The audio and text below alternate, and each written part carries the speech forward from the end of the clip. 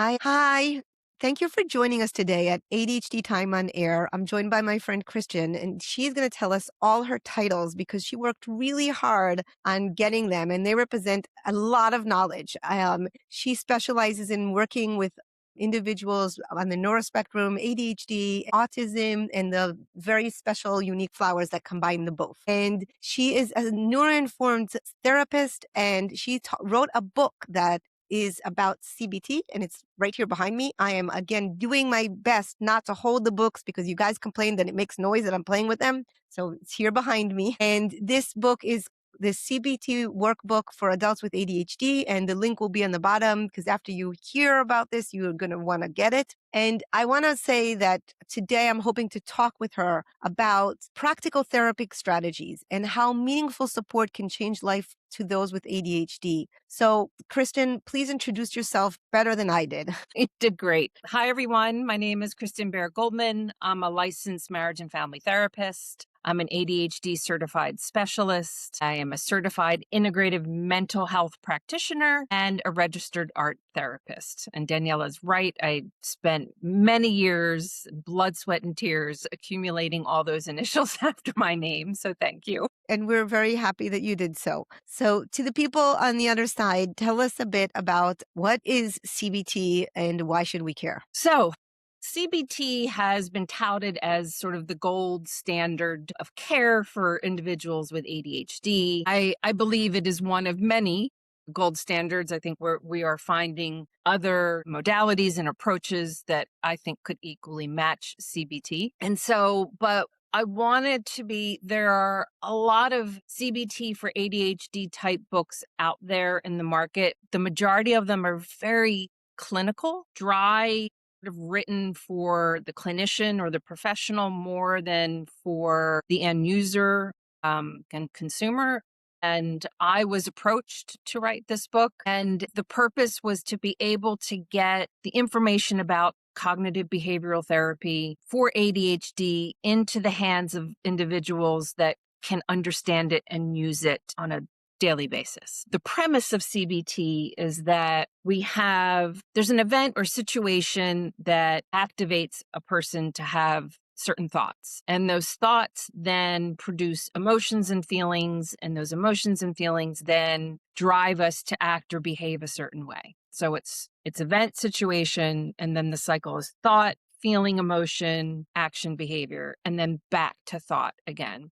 And as many of us with ADHD know, we can spend a lot of time in the thoughts part, and we can be very activated by events and situations. And so it's teaching individuals that while we can't control events and situations in our lives, we can start managing and controlling how we think, and where those thoughts are coming from, and what those thoughts produce and the cycle it produces after that. So it is a wonderful approach, I think, and modality of looking at human behavior. It's not the only way, but it is very digestible, I think, for most people. Yeah.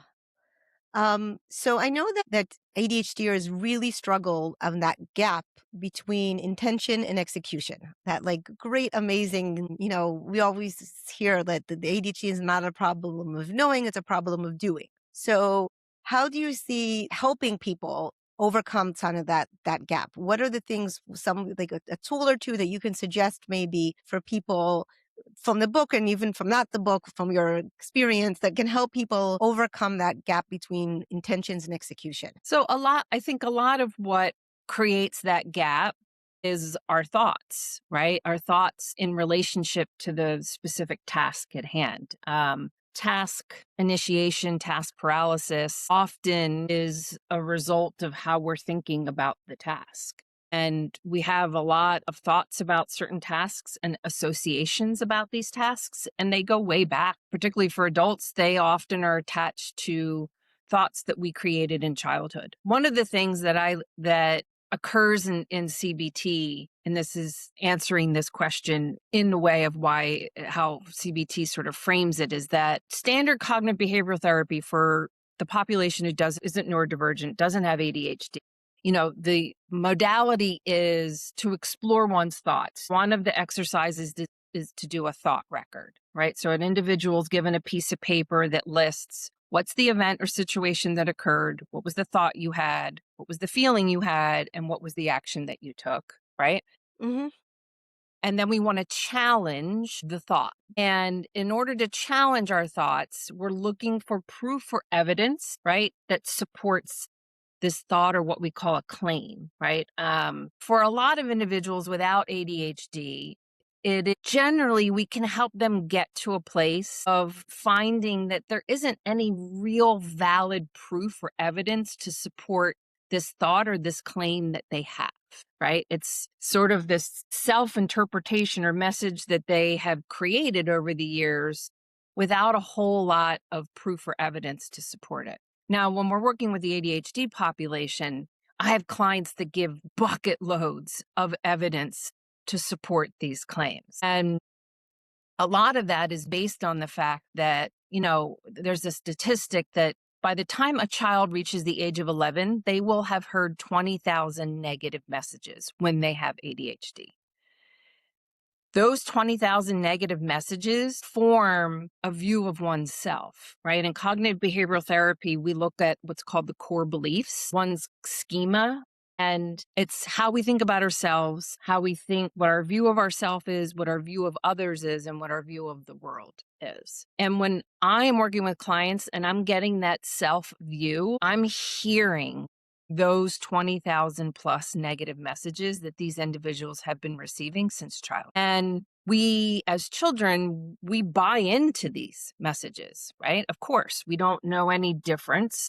And when they're messages from teachers or parents or all these other people giving claims when they're not understanding or misinterpreting their ADHD as other things, or you're lazy, you're this, you're that, you buy it, right? And then Hmm. now you're 30, 40 something years old with this belief system that this is who you are.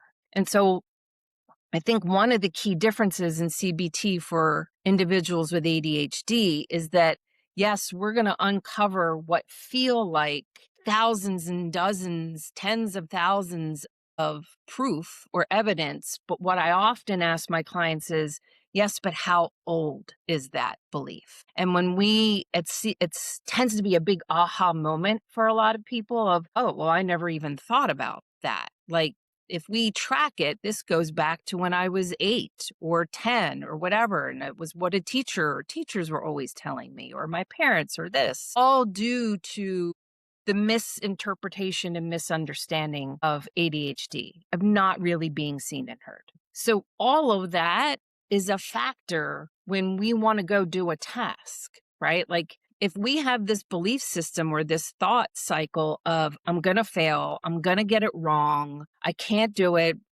fill in the blank, then we've already primed ourselves for it to not happen, right? Because then that's going to provoke a lot of feeling and emotion, which is going to create a level of discomfort. And then we're going to avoid as Hmm. a result, right?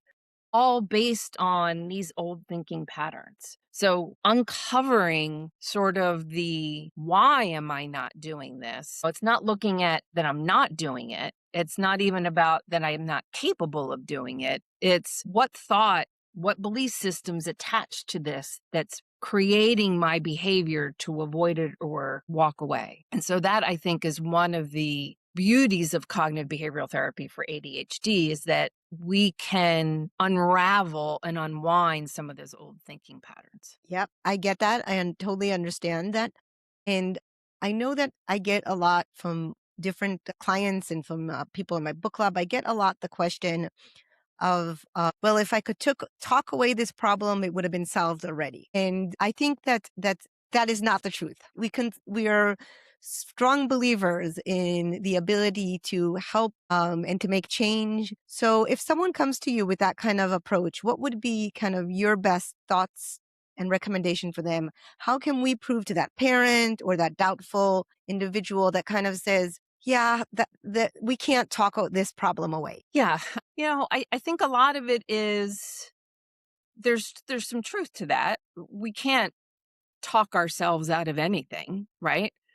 but we can certainly think our way through things, right? Like CBT, talk is the action. There's a thought and a feeling that comes up before the words come out, right?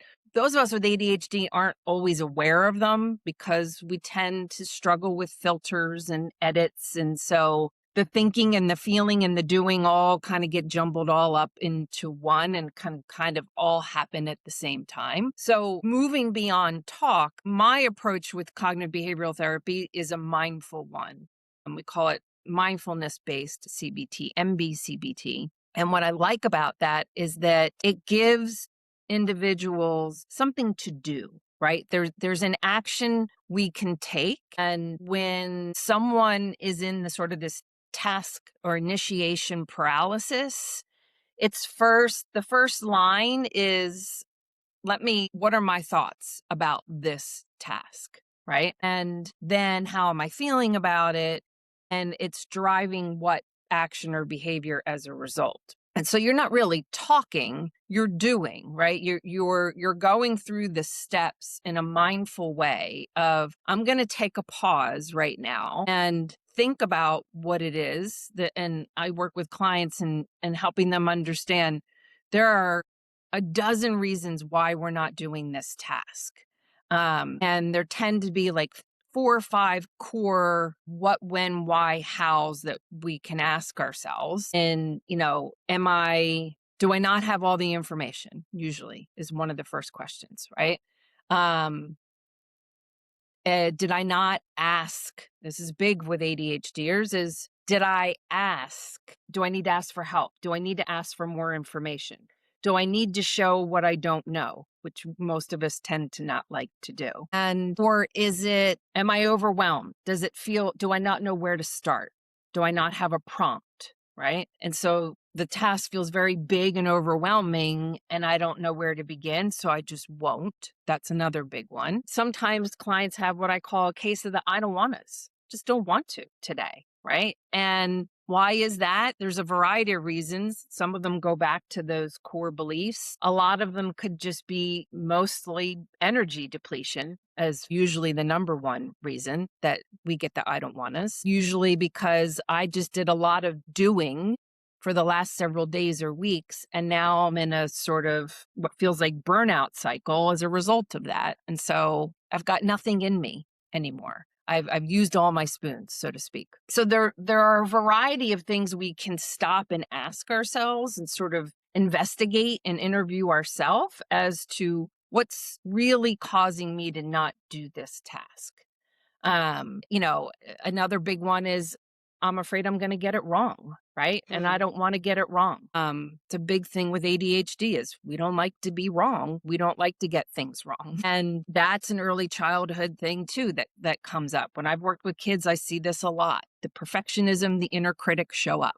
And they're like, I don't want to do it wrong. If it's not going to be perfect or I'm not going to do my best, then I don't want to do it. And so those are all important actionable items. It's talk, but it's a conversation you're having with yourself. And it's a very mindful one because you have to be very present in order to ask yourself all of those questions.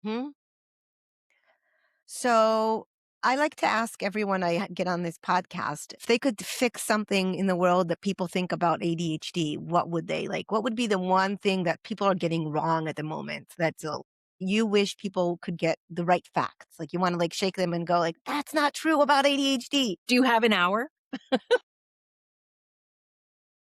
Okay, so give me your top kind of triggers at the moment. Yes. ADHD is not an attention deficit. It is not that we can't pay attention, right? I think the number one thing is that it's an attention surplus condition.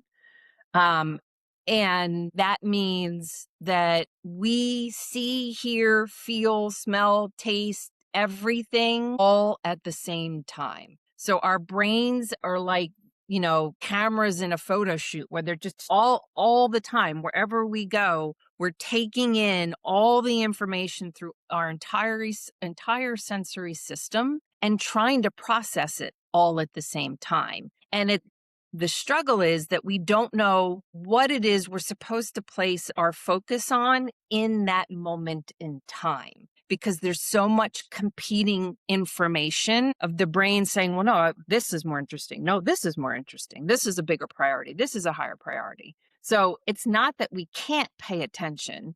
It's where do we place our focus and attention on a specific thing or person in that moment in time. I think the other thing is that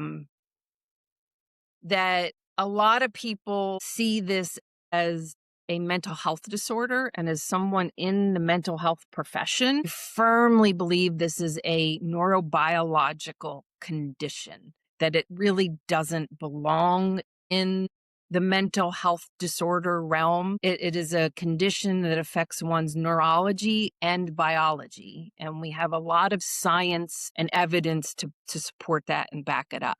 And I think when people with ADHD and those who loved ones of individuals with ADHD start to understand it that way, I think that can help reduce the stigma of the condition. You know, I'm a big advocate for ADHD and reducing the stigma of ADHD and trying to dispel the myths of what ADHD is and, more importantly, what it isn't. So when we learn the impacts it has on one's real biology as well as the brain, then we'll have more success in learning how to manage it every day. I think that one of the things that comes up a lot in the social media world at the moment is this new hybrid kind of ADHD and autism term, and the idea that, look, until 2013, like even in my research at Northwestern, when I did it, I had to follow the DSM, where until 2013, you couldn't diagnose someone with both ADHD and autism. Those were the rules, kind of. So I kind of want to ask you about your thoughts about the people that ask me, well, if I have one of the labels, do I really need to seek the other one? What is it going to help me, and why do I care? And if I'm seeking a label for someone I love, or someone I love, a child or a partner that's looking, where do I start? Because many times it's not the same person. Sometimes you can get both diagnoses at the same place, but sometimes you can't. So Yes. kind of give me your thoughts about that. Sure. So what we're identifying as AuDHD, AUDHD, I still think we're learning a lot more about. As you said, I mean, there was a time where we thought individuals couldn't be both.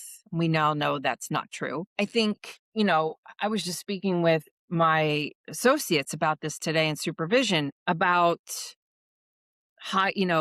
different classifications of autism, what we used to call Asperger's, what's high functioning, what's not high functioning, and even how we need to learn to look at ADHD through a similar lens of a scale or spectrum, right? From severe to less severe. But when I'm working with adults or clients who have both, I think one of the important things in identifying both is that generally, when we are assessing, and that's an important thing to know, when working with a neurodivergent population, we're assessing. We're not testing, we're assessing, right? And because any high performing or high achieving or high functioning ADHD or autistic individual will ace a test. They'll do really well. They'll perform really well on a test. And I think this is important for a lot of psychologists to understand, and psychiatrists, that you won't get real conclusive information and data coming in it with a testing approach, because some will do really well on a test. Some won't do well on a test at all. Some will have test anxiety, and that isn't going to be valid either, right? So I think we could spend a whole other time on just how one should assess for ADHD. But, in the meantime, what I've learned over the years in working with this population is that when we're treating one, the spotlight turns on the other, right? So if we're getting the ADHD under control and there is autism, all of a sudden the spotlight's going to shine on the autism, and vice versa. And that's generally when we say, okay, well, now we might be looking at both. So let's assess. I have a lot of adults in the beginning who will say, well, I'm an adult. What's the point of getting an autism diagnosis? Sometimes even what's the point of getting an ADHD diagnosis? And, I always say, look, at the end of the day, it's up to you whether you feel like you need an official diagnosis. But I do explain to them that, in my opinion, knowledge is power. And so if they have an understanding and an identification, looking at it not like, there are a lot of individuals out there who are like, I don't like labels. I don't want a label. I think when it comes to neurodiversity, it's important to reduce the stigma of even this word label, because it's not a label. In my opinion, I will have clients say, if you're going to the doctor and a doctor says that we think you have type 2 diabetes, are you going to say, I don't want that label, so let's not go there? Like, ADHD and autism, in my opinion, are no different, right? They're a condition that affects the brain and the body. And if you learn about the condition and you gain information on the condition, as well as the variety of ways to help manage the condition, then you're going to have a life with more ease and success. So it's when I frame it in that way, most individuals who are sort of skeptic or resistant start to understand through psychoeducation, which is a huge component of cognitive behavioral therapy that I think is of big value to this population, because this is usually a population that loves knowledge, that loves to learn to some degree. We're very curious individuals. Don't know what you're talking about. The 100 and something books behind you. I don't know what you're talking about. Right. The million initials after my name of like, at some point, I'm going to have to stop learning. Nope, never. Right?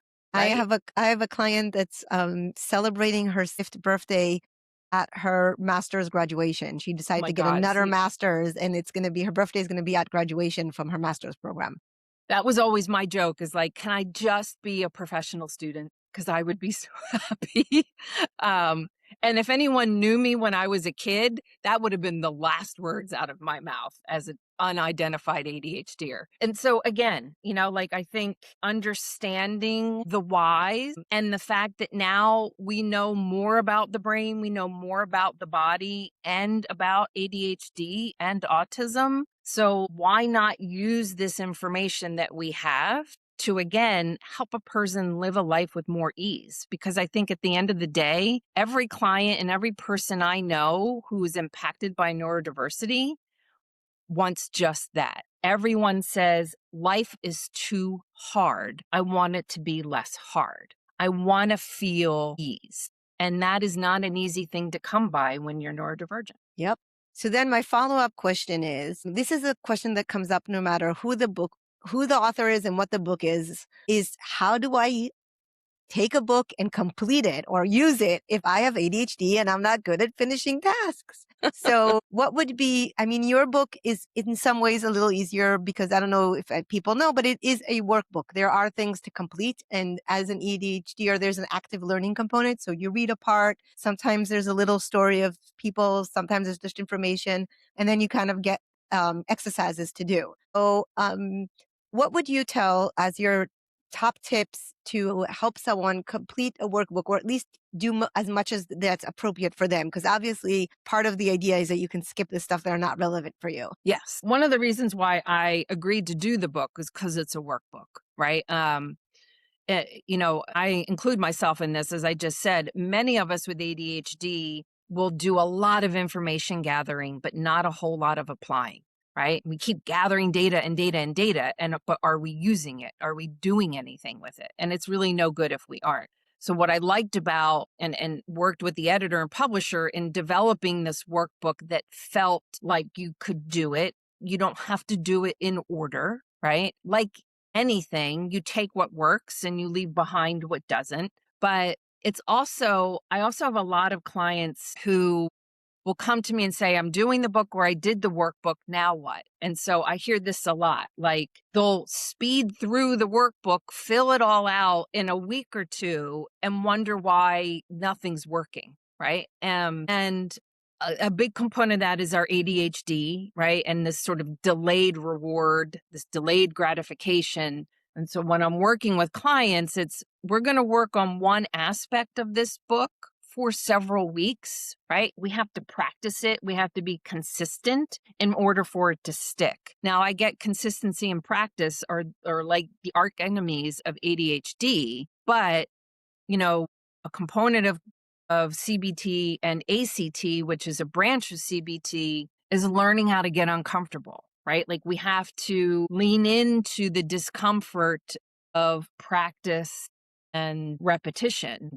As someone who studies memory, like that is absolutely necessary for the brain to attach itself and for us to be more consistent and do these things in practice. But there is a big component of it's going to mean you're going to get uncomfortable. But it also is teaching them you're going to be okay because the discomfort is temporary, right? Mm. But all workbooks are designed to be chunked and to spend time on each section, not to speed read through a workbook and say, just filled it all out. Now what? And I would say that's the number one thing I hear from most people with any kind of workbook. And sort of a mistake that they make is we might spend weeks alone on the priority matrix or weeks alone, time management and a time record so that it becomes information you will recall on your own. Otherwise,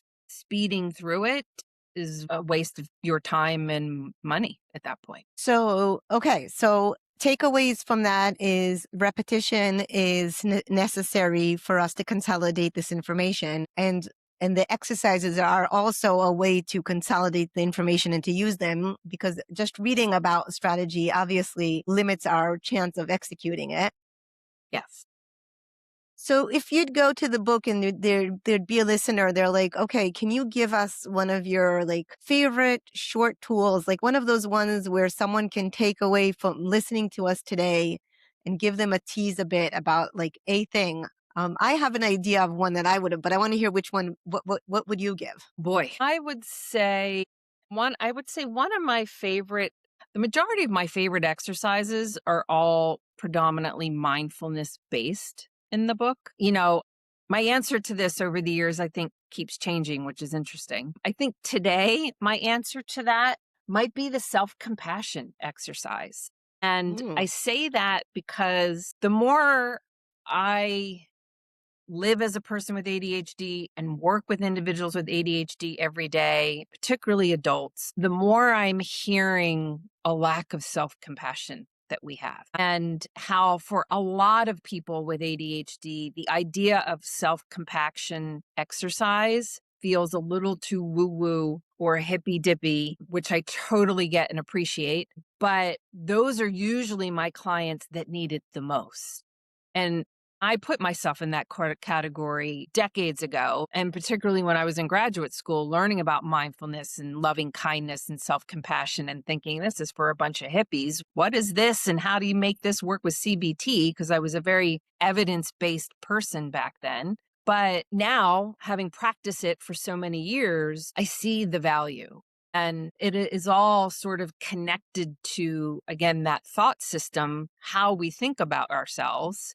And if we're not showing ourselves any compassion, women specifically tend to be very hard on ourselves, then we're going to be stuck a lot. I like it. I talk a lot about the fact that our memory system is by default is going to fail because we have no capacity to remember everything. So we have to add to that automatically self-compassion for forgetting. So if we know the system is going to fail, self-compassion has to come with our expectations automatically. So I do appreciate that. One of the exercises that came to mind for me is an exercise that are easy kind of to take as a standing by itself without the whole book even, is any of those the 1, 2, 3, 4, 5 kind of Yes. ones, things you see, a thing you hear. Do you want to explain that, give that as, because that was my example that I thought about. So 5, 4, 3, 2, 1 is a mindfulness-based exercise. And yes, it is my favorite. It's one I just had an audience do at a conference a couple weeks ago. This you can do anywhere, anytime, for any reason, ADHD or not, right? So the premise is